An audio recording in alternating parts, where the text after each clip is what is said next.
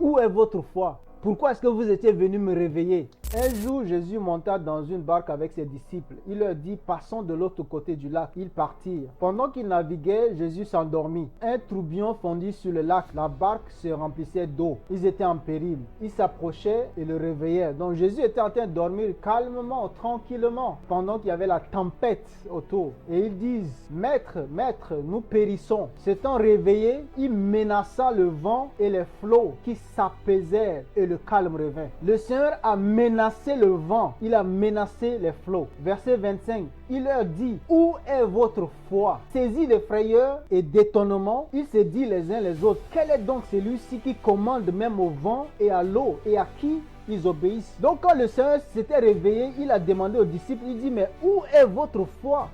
Qu'est-ce que le Seigneur voulait dire par là? Certains ont interprété cette question du Seigneur en disant, où est votre foi? C'est-à-dire, on devait aller de l'autre côté, donc vous devez croire que quelle que soit la tempête, je suis ici avec vous, donc rien ne va vous arriver. Non, non, non, c'est pas de ça que le Seigneur parlait.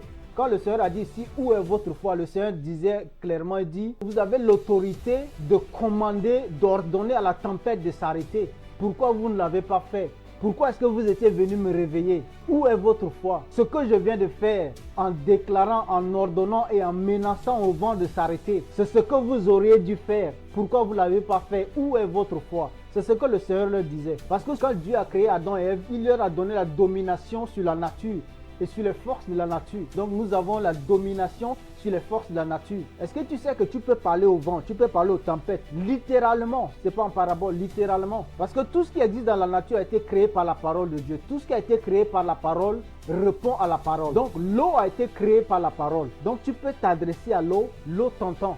Il y a un code génétique qui est engravé dans tout ce qui a été créé, parce que ça a été créé par la parole. Souvenez-vous de quand Jésus avait parlé au figuier. Jésus avait maudit le figuier. Il dit, tu ne porteras plus de fruits. Il avait fait quoi? Il a parlé. Il a parlé à un arbre. Est-ce que tu sais que nous avons également la même autorité de parler?